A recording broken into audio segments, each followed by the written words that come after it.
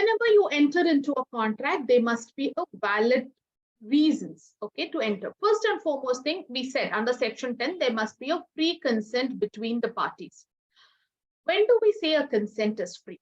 Point number one, there must not be any sort of a coercion. Like, I am not supposed to kill someone. Like, I'll keep a person on my gunpoint and say that execute a sale deed or you marry me. I'm just creating a threat atmosphere, a forceful atmosphere around a person and getting my work done. That is coercion and that is not acceptable. Next one, whenever you are doing an undue influence, just pause, stop typing the questions at this point. Just focus on the slide. I'll come back to all your questions later. Undue influence. There are many people who use their power and position to influence other set of people and get the work done. Probably someone in a supervisory capacity, like a manager or MD, he may use his power on his subordinates to get the activities in his favor. Initially, the classic example that contract law provides is in the Hindu undivided family. The Karta used to always influence the Pardanashini women. Like, women were not permitted to freely come out of the home and work. So they used to influence, and these women had to just listen to them. They couldn't voice out their opinion. So that is called as your undue influence. Fraud, intentionally, whenever you cheat a person, you know that a particular horse is dead, but you go ahead and enter into an agreement saying that you will help sell the horse to the person and take advance amount or take the entire consideration. That is fraud. Intentionally, whenever you cheat a person, that is not acceptable. Misrepresentation, innocently you make a statement.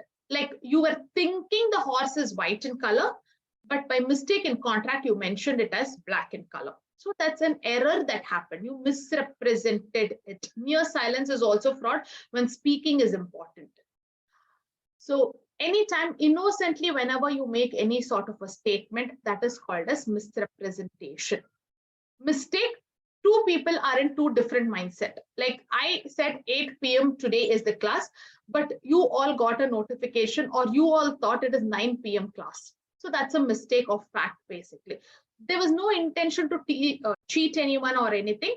However, miscommunication did happen. A mistake did happen with respect to the facts. Whenever a contract is executed out of any of these reasons, that is by cheating or by undue influence, coercion, mistake, or misrepresentation, we call it as voidable contracts, which means the aggrieved party, means a party who suffered the injury, he can go before the court of law and cancel such a contract. By prima facie means on face of it, the contract is valid. No one will get to know that someone kept on the gunpoint and got the contract signed. No one will get to know that the husband used his influence over the wife to get a contract signed. No one will get to know. Outside world will not be aware of it. Only when you speak up and tell it, you can go ahead and make the contract void. Otherwise, prima facie, we consider the contract to be valid by nature. So therefore, we always say that the consent by the parties must be free and voluntary. Next one, parties competent to contract, I've already explained. Parties must be major, sound mind, and solvent. If you enter into a contract with minor, lunatic person, not only while entering, later also if the person turns unsound mind or insolvent, contract becomes void. Therefore, immediately it loses its enforceability and you need to terminate the contract. Always the contract should have a lawful object and consideration. Whenever I'm talking about consideration, it can be in form of cash or kind. Like, I may be in a residential apartment where I pay 25,000 rupees rent every month. I may pay in split, like 10,000 and 15,000, first 15 days and next 15 days. I can do so. Or once for all 25,000 on the first day of the month, I can pay. However it needs to be, I can certainly do that. So that is called as your consideration. Now, whenever I'm paying in kind, so you can pay in form of any coconuts maybe you have, or there are few people who take the property on lease and whatever income they earn out of it, they give. So that is also fine. So it is absolutely between the parties how they want to decide on the consideration. Past payment, future payment, lump sum payment, in cash, kind, fine, you can go ahead and do it. However, whenever you're giving something out of love and affection to another person, that is gifted. Consideration is not required. If I gift something to my mother, like a property which I have, it's my love and affection, I can gift it. Absolutely my choice. Or a non-disclosure agreement or confidentiality clause in any main agreement. The entire details in itself becomes confidential. You cannot value the whatever is associated with that information. Like for me, like for example, for Google, maybe their upcoming AI, whatever information pertaining to how are they going to develop it, that's very confidential to Google. It may run in millions for them. But for me, who is a non-lawyer, who is a non-tech person, I'm an advocate who will never understand bits and pieces about AI. How does it work? What is the benefit? Because I am more like a layman when it comes to it. For me, the value would be like 10 rupees or it has no value in front of me. Okay. So that's why we always say that a confidentiality cannot be valued only when there is a breach. When someone breach your confidentiality, when someone fail to fulfill their confidential information, then a damages will be attached to it. What is breach? What is obligation? What is damages? And your class 5 will discuss. But now I don't want to take much time on that. So this is on your consideration. Anytime you enter into contract, consideration is one of the operative clause which should be there. Object, as I told you, there should be a lawful object. You can never enter a contract to kill someone, immoral activities, illegal activities, to stop someone to get married or to say someone should get married to you. Such contracts are absolutely void ab initio. So these are the conditions that you need to adhere to in order to make your contract valid. Okay. 1 second, I have 2 3 questions. Voidable contract. Okay. Voidable contract is basically whenever I enter into a contract, like for example, my manager, basically there's some contract. My manager says that it is very important contract. Don't vet it. Don't check the contract.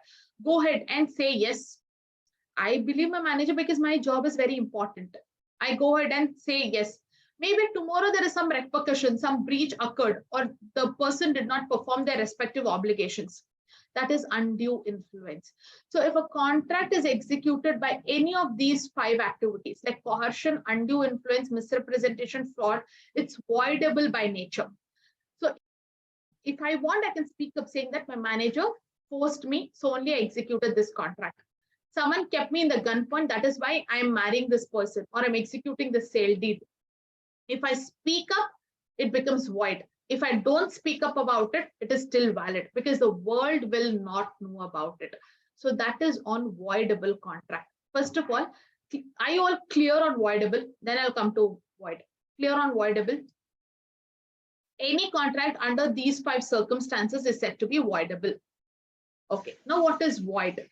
When any contract is void ab initio, for example, illegal contract, unlawful, restraint of trade, like any business or profession I want to do.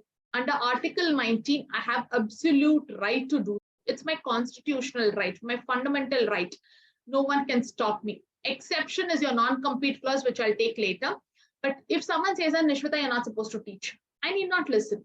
If someone says that you're not supposed to practice law, I cannot do until there's a breach and my Bar Council of India says, otherwise no one can stop. So anything restraint of trade or profession, restraint of marriage. Once I am an adult, I can marry whomever I want. I can enter into a contract.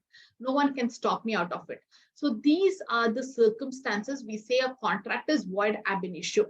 Even if I enter into a contract, it is not enforceable in the law. So both of them would have signed it. Like I will say that, or a minor, you get a contract signed by a minor. Tomorrow, if you go to the court of law, they'll say the person was not competent to contract. It is invalid. It's a void contract. It loses its enforceability before the law. So that is a fundamental difference between your voidable and void contract. What is the next question? How is it?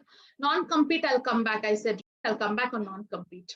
When I do the specific clause, I'll explain more on that. And voidable contract be void ab initio. No, voidable is different. Void ab initio is completely different. Voidable is only when these 5 circumstances come. Only then it is voidable. When you do illegal contract, immoral activities, restraint of trade, restraint of marriage, wager contracts, it's void ab initio.